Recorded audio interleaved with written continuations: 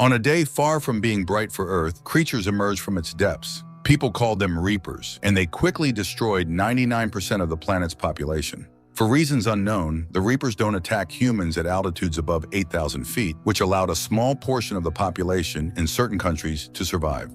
In America, the safe zones turned out to be the Rocky Mountains in Colorado. Here, in the settlement of Lost Gulch Refuge, lives a boy named Hunter. One day, he ventured beyond a boundary marked by a blue line on the ground and narrowly escaped a reaper hunting below the safe threshold. Hunter's father, Will, scolds his son for taking such a risk. Will is particularly worried because Hunter has a lung condition that prevents him from running, and after the death of his wife, Tara, Hunter is the only family he has left. Later, Will tells his neighbor, Katie, that Hunter only wanted to see the neighboring settlement. Katie feels sorry for the boy. There are no other children in their village for him to befriend, and most of all, he misses his mother terribly. Meanwhile, in the yard next door, a woman named Nina is unsuccessfully trying to find a way to kill reapers. She tests various alloys by crafting bullets and firing them at a piece of reaper armor. Will remains skeptical of Nina's experiments, often reminiscing about Tara, who left with Nina on a dangerous mission to procure essential chemicals and perished in the jaws of a reaper. That night, Hunter suffers another attack. Will manages to stabilize him, but he realizes that their stock of necessary medication is nearly depleted. The next day, Will buys macaroni at the local shop, a food item now worth a fortune. Despite the cost, it's Hunter's birthday, and macaroni is his favorite dish.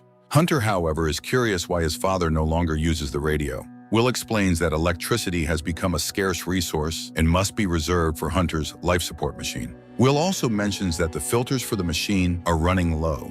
To replace them, he must travel to the nearest town, located below the safe altitude. Later, Katie, who was Tara's close friend, visits Will. She reminds him that it's Friday, and they reminisce about how weekends used to be before the invasion. Their conversation is interrupted by a gunshot from Nina's yard as she tests another bullet. They exchange glances, surprised at her persistence. That night, Hunter's condition worsens again. Will gives him an injection and barely manages to relieve the symptoms. The following day, Will approaches Nina and announces that he plans to head to the town tomorrow, claiming he knows a safe route. Nina insists there's no such thing. Will explains that the filters in Hunter's device are almost gone, leaving him no choice but to retrieve replacements from a hospital. Nina warns that the journey requires descending through passes patrolled by reapers. Will then reveals his secret. He plans to use an abandoned mine that cuts through the mountain to reach the town. Nina reminds him that the reapers originated from underground and that mines are their natural habitat. However, Will insists he knows the mine well and the distance to travel is relatively short. He sets a meeting time for tomorrow, though Nina firmly declares she won't be joining him.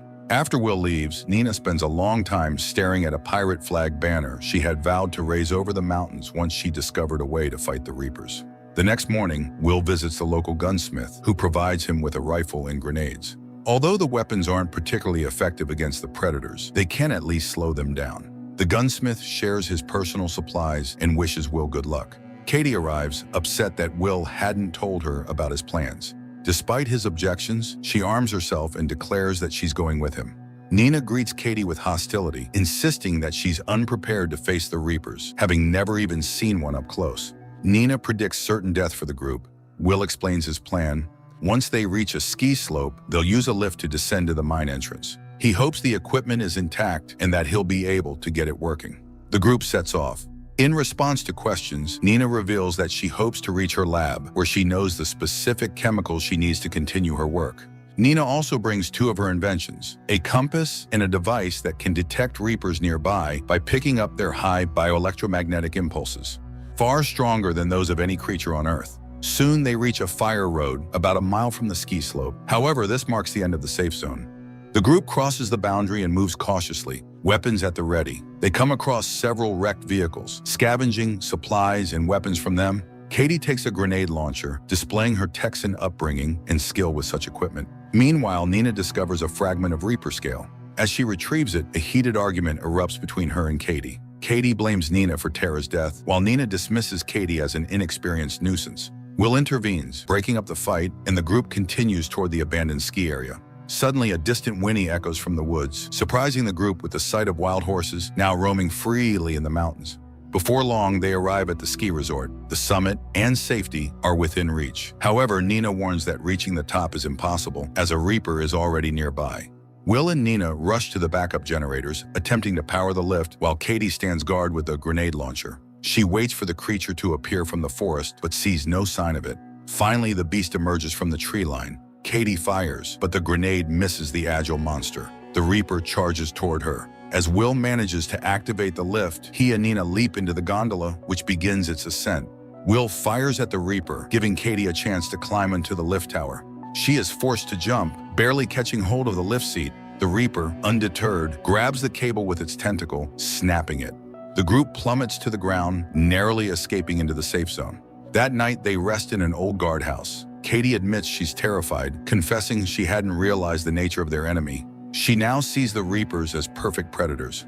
Nina shares her perspective. The Reapers don't rest, nor do they consume humans, though they kill them relentlessly.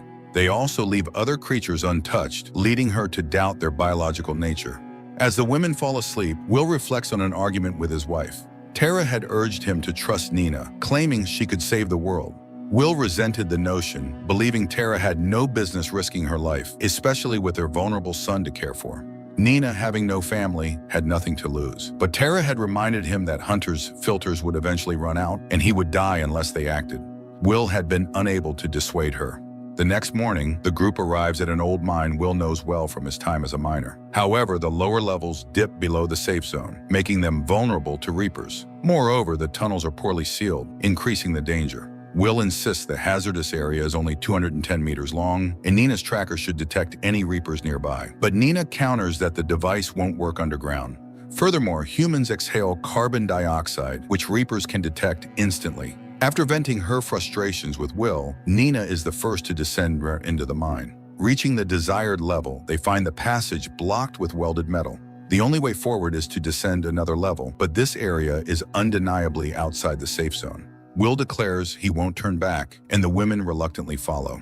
They descend a ladder, with Will urging them to take their time to avoid exhaling too much carbon dioxide. The team pauses for a break before the final push. Katie recounts how, at the start of the invasion, she had fought with her boyfriend, hit him with a frying pan, and driven off in his car, which ultimately saved her life.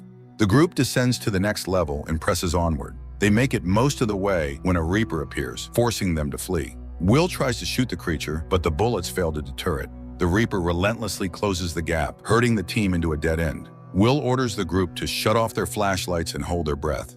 The Reaper's tentacle probes the area, brushing dangerously close to their faces. Will uses a flare to startle the creature, giving the group a chance to bolt toward a partially collapsed tunnel. They scramble inside, but Katie takes a wrong turn and is ensnared by the Reaper's tentacles. Will watches helplessly as Katie is dragged deeper into the mine. Meanwhile, Nina spots a ladder, and the pair climbs to a higher level, barely evading the pursuing Reaper. Finally, Nina and Will emerge from the mine and return to the surface, safely above the boundary of the safe zone.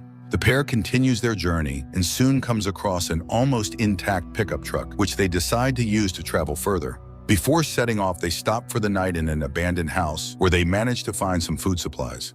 During dinner, they reminisce about Tara and Katie. Will regrets taking them through the mine. Nina, however, advises him to channel his anger to fight. She reveals her plan to return to her lab to retrieve magnesium, theorizing that the Reaper's impenetrable scales generate magnetic defensive mechanisms. She believes a bullet containing magnesium could penetrate the armor and kill the creature by igniting an internal fire. Will grows furious, calling her theory unproven and blaming her for Tara's and others' deaths. Nina counters by pointing out that he now faces the same difficult decisions as before. The next morning, they head to the town and reach the hospital, searching for oxygen filters. The building is in ruins and looted, forcing them to climb to the top floor.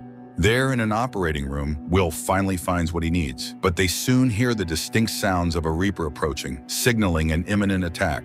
The pair runs, but the Reaper catches up and even grabs Will. Nina grabs a fire axe and severs the tentacle, enraging the monster even further. They retreat to the operating room, where Will orders Nina to run while he shoots at gas canisters. The resulting explosion hurls the Reaper out of the window, where it lies motionless below. Having achieved his goal, Will expresses his intent to return to his son. Nina persuades him to help her first, arguing that if she can create the magnesium bullet, humanity might have a chance. She promises to raise her pirate flag as a signal that the Reapers can be defeated, ensuring that Katie's and Tara's deaths won't be in vain. Reluctantly, Will agrees. They travel to Nina's former lab at the U.S. Department of Energy, where she gathers the necessary materials and begins crafting her magic bullet. While guarding her, Will notices a photograph and learns that Nina had a family who perished during the Reaper invasion. She survived only because she was at work. Nina confesses that she blames herself every day for not being at home and regrets not hugging her family one last time.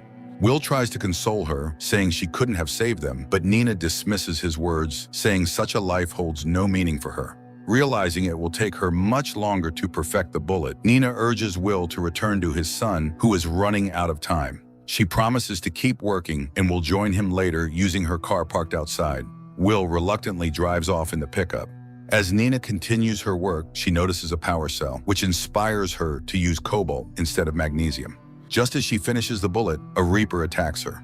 Meanwhile, Will speeds down the road when his truck's tires blow out, causing him to crash into a roadside tree. He is forced to run toward the safety line, but the Reapers close in, cornering him just as he nears safety. Will fires his gun, fully expecting to meet his end. Suddenly, a shot rings out, and the attacking Reaper explodes. Nina arrives just in time, wielding her cobalt-infused bullets, which cause the Reapers to detonate spectacularly. Examining the remains, the pair discovers that the Reapers are not biological creatures, but advanced machines of extraterrestrial origin, confirming Nina's theory. However, the reason for the specific safe altitude remains a mystery. They return to Lost Gulch, where Hunter greets his father with delight. Nina raises her pirate flag, signaling to nearby settlements that she has found a way to kill the Reapers. Radio communication is restored, and survivors spread instructions on how to craft the special bullets to fight the monsters. Later, Nina and Will visit a memorial dedicated to the fallen. They leave a bullet at the base of the monument, inscribed with Katie's name. Soon, a team of hunters armed with cobalt bullets sets out on a mission. Explosions echo through the Rocky Mountains as Reapers are destroyed one by one. In a post-credits scene, humans are shown reclaiming their planet.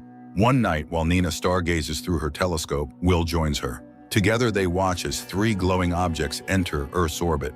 The film unexpectedly turns out better than anticipated for a post-apocalyptic monster movie. However, the origin of the monsters remains unexplained, leaving room for a potential sequel to provide the answers.